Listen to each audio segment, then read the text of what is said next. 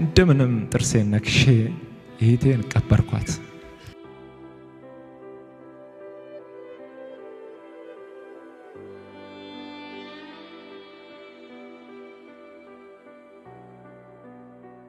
በዚህ ዘመን ኢትዮጵያ ውስጥ ሰው በሚጣላበት ክርስቲያን ወንድማማቾች በማንዋደድበት ሃይማኖት ሳትለይ ዘር ሳትለይ ቦታ ሳትለይ በዚህ ምድር ላይ ስላሳየው ፍቅር ስለሰራው ስራ መቼስ እግዚአብሔር በሰማይ ዋጋህን በትልቁ ቢከፍልም በጣም እንደማከብር እንደምወድህና እግዚአብሔር ይባርክ ማለት ነው።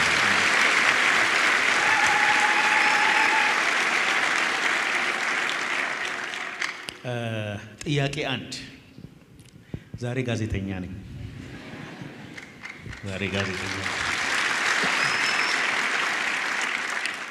አንተ የምትሰራውን ስራ ለመስራት ሰው ዝም ብሎ ከመሬት ተነስቶ መስራት አይቻልም።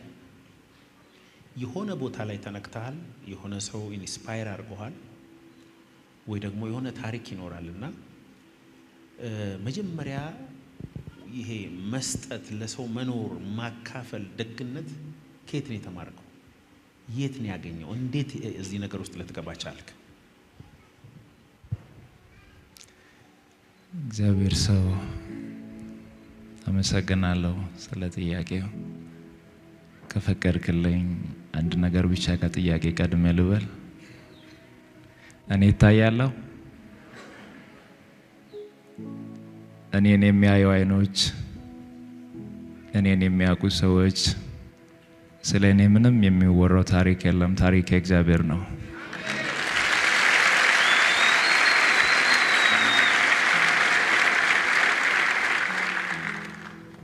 ወደዚህ ስፍራ እንድንመጣ እሱን እንድናገለግል እንድናከብር እሱ ጠብቆን ከክፉ ነገር ሰውሮ እጆቹን ዘርግቶ ወደ ቤቱ ጠርቶናል። ያለ እግዚአብሔር ምሕረት ያለ እግዚአብሔር ቸርነት እዚህ መገኘት አንችልም። ለዚህ ሰዓት ያበቃንን የረደነን እግዚአብሔርን እስቲ አንዴ ቆመን እናመስግን።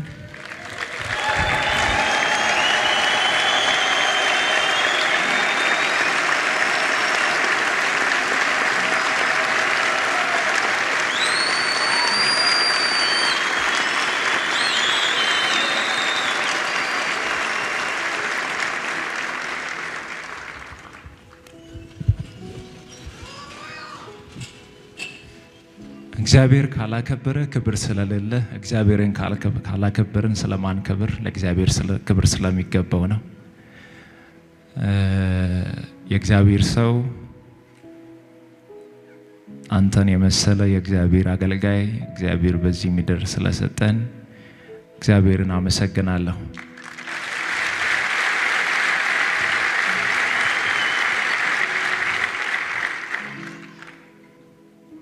በመጀመሪያ ደረጃ የኔ መነሻም መጨረሻዬም እግዚአብሔር ነው። የኔ ክብር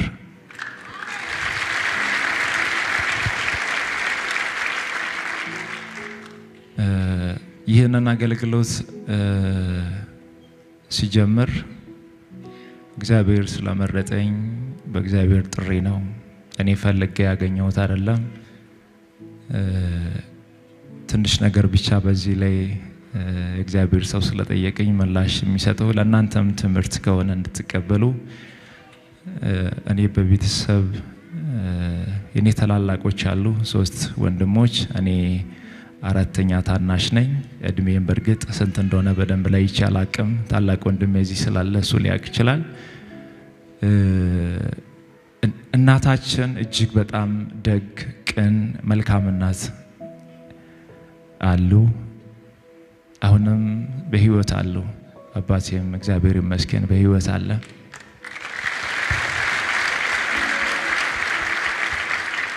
እኛ ቤት ውስጥ መልካምነትን፣ በጎነትን፣ የእግዚአብሔርን ስራ እያየው ነው ያደግኩት። እኛ ቤት መኖሪያ ቤታችን አባት እናት የሚኖሩበት መንገድ ዳር ነው። በዛ መንገድ ዳር ፊት ለፊት ላይ ወደ ገበያ የሚወስደው መንገድ አለ።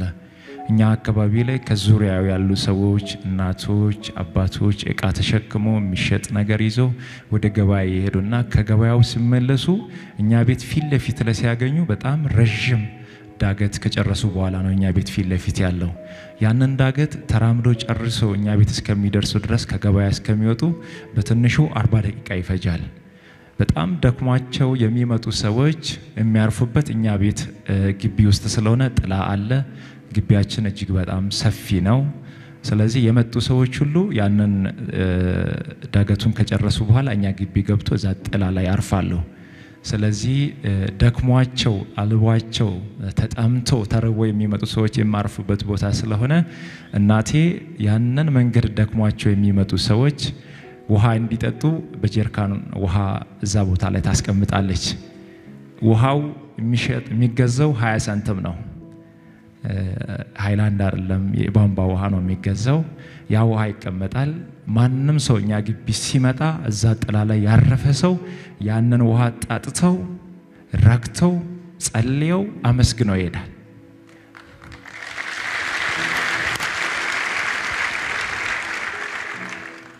እናቴ በደንብ አስታውሳለሁ። በቤት ውስጥ ከውስጥ ሆና ከውጪ መጥተው ውሃ የሚጠጡ ሰዎች እናቴ የተራቡ ሰዎችን እንዲህ አይታ ነው መለየት የምትችለው። ይጸጋ ተሰጥቷታል። የተቸገረውን ሰው እናቴ አይታ የመለየት ጸጋ ያላትና ውሃውን እየጠጡ አንዳንድ ጊዜ ተርባችሁ ታውቃላችሁ። በጣም ተርባችሁ ካወቃችሁ የተራበው ሰው ብቻ ነው ይሄንን ስሜት የሚረዳውና ባዶ ሆድ ላይ ውሃ ስትጠጣ ያንቃል አይደል? አይወርድም ውሃው ራሱ እኮ ውሃውን ባዶ ሆድ ላይ ሲጠጣ ውሃው መውረድም ቢስል ያንን ሰው እናቴ ጠርታ ጓዳ ታስገበና ቆጮ ቅጣ ካለ እንጀራም ከሌላ ቆሎም እኛ ቤት በልቶ ጠግቦ ጠጥቶ ይወዳል።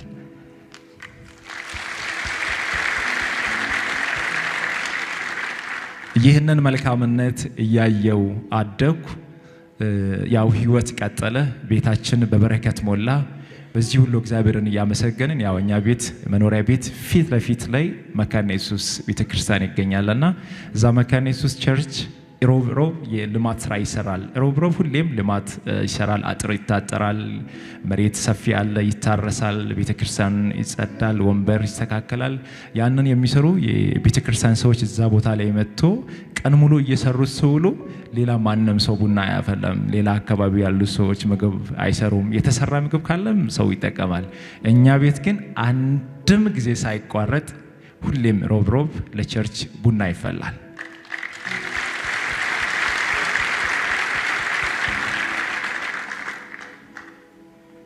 ከዛ እግዚአብሔርን እያገለገልን በእግዚአብሔር ቤት ነው ሁላችንም ያደግነው። መጨረሻ ላይ በእንደዚህ አይነት ሁኔታ እያገለገልን ቀጠልንና የሆነ ጊዜ ላይ ድንገተኛ በረከት የኛን ቤተሰብ ያገኛል። ድንገተኛ በረከት ያው በረከቱ ምንድነው? እኛ ቤት ቅድም እንዳልኳችሁ መንገድ ዳር ስለነበር ትልቅ መኖሪያ ቤት አለን፣ ሱቆች አሉ፣ ቡና አለ፣ ትልቅ ማሳ ነው ያለውና አንድ ይሄ አስፋልት መንገድ ሲያልፍ የኛን ማሳ ሙሉ በሙሉ አንስቶ አለፈ። መኖሪያ ቤቱን አነሳ፣ ሱቆቹን አነሳ፣ የክራይ ቤቶችን አነሳ፣ ቡና ተነሳ። ያለው ነገር ሁሉ ሲነሳ እዛኔ ክፍያ ይከፈላልና ብዙ ሚሊዮን ብሮች ይከፈላሉ። የተከፈለው ሚሊዮን ያንን ሁሉ ብር ቤተሰብ እኔ በጣም ስለሚወደኝ በጣም ስለሚያምነኝ ያንን ሁሉ ንብረት ያንን ሁሉ ሀብት አብነት አንተ ተቆጣጠር ተብዬ ያንን ሁሉ ሚሊዮን ብር እኔ ነበርኩ የሚቆጣጠረው። እኔ ሰርቼ ባመጣሁት ነው ለቤተሰብ የሚያስፈልገውና መንገር ማደርገው። ብዙ መኪናዎች ነበሩ፣ ብዙ ቤቶች ነበሩ፣ ብዙ ንብረት ነበር፣ ብዙ ሞተር ሳይክሎች ነበሩ።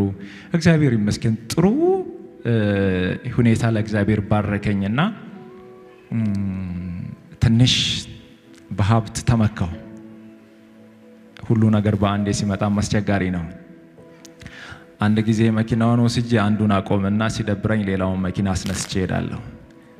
መኪናውን የሆነ ሳለ አምጥቼ አቆምና ሞተር ሳይክሉን አስነስቼ ሄዳለሁ። እግዚአብሔር አይቶ ይህ ገንዘብ ሊያጠፋኝ እንደሆነ ተረዳና 6 ወር አልሞላም አረጋጋው። ሀብቱ ተረጋጋ፣ መስማር እንዲይዝ አደረገ ማለት ነው። ሀብቱ ተረጋጋ ስላችሁ መኪናዎች፣ ቤቶች፣ ሞተር ሳይክሎች፣ ብዙ ንብረት በአንዴ ዜሮ ሆነ። ዜሮ ሲሆን ቤት ገባው። እኔ ቤት ገባውና ያው ከስሬ ማለት ነው። ምንም ነገር የለም፣ ባዶ ነው። በእኔ ምክንያት ቤተሰብ አንገት ደፋ። ወንድሞቼን አንገት አስደፋው። እናቴን አባቴን አንገት አስደፋው። እኔም አንገት ደፋው። እንደው አንገት ደፍቼ ብቻ ቢቀር ምን ችግር አለ? ከተማ እየወጣው ከጓደኛ ጋር ሻይ ቡና እያልኩ አንገት መድፋት እኮ አንዳንዴ ጥሩ ነው። ለብሳችሁ መውጣት፣ ለብሳችሁ ከጓደኛ ጋር ለብሳችሁ ለቅሳችሁ ሰርግ መሄድ እኮ ጥሩ ነው። የኔ በጣም ከባዱ ቻሌንጅ አንገት መድፋት ጥግ ያለኝ ሁሉ ነገር ሲያልቅ ልብስ አውጥቼ እሸጣለሁ። ሱሪ 50 ብር እሸጣለሁ። ጂፓስ እሸጣለሁ። አልጋ እሸጣለሁ። ሁሉ ነገር አለቀና ግራ ገባኝ። በሆነ አጋጣሚ ላይ ወንድሞቼ 50 ብር ከሰጡኝ በጣም ደስ ብሎኝ ትላንት በነበረኝ ሀብት በነበረ ሰዓት ላይ የነበረኝ ጓደኞቼን ፈልጋቸው ሄድና ያችን 50 ብር እነሱ ሻይ ቡናውን ተጠቅሞ ምግብ በልተው ከጨረሱ በኋላ 50 ብር ምን መጠቀም እንደምችል በደንብ አጣርቼ ሻይ ቡና ጣጥተው ምግብ በልተው ጨርሰው ጥግ ላይ በተቀመጡበት እኔ መጣና ጥግ ላይ ቁጭ ብዬ መኪያቶ ብዬ አዛለሁ። ከነሱ ጋር እኩል ከተጠጣው ከተጠቀሙ ይሄ ገንዘብ አዋጥቶ መክፈል አለ አይደለ? ያንን መክፈል አልችልማ። 50 ብር ብቻ ናት ያለች። እሱንም ልብስ ሽጬ ያመጣሁት ማለት ነው። በጣም በከባድ ስቃይ ውስጥ ገባውና ተስፋ መቁረጥ ጀመርኩኝ። ቤት ገባው። ቤት መኖር ጀመርኩ ለአንድ ዓመት። ከየት ወርጄ ነው? ከዛ ላይ እነዛ መኪናዎች እነዛ ንብረት ሁሉ ነገር ከእጄ ተበትነው በዛ ሁሉ ስቃይ ውስጥ እያለው ተስፋ ቆርጬ ቤት ተደብቄ እያለው በካንሰር ታመምኩ። አሁን ደህና ነኝ እኮ እግዚአብሔር ይመስገን።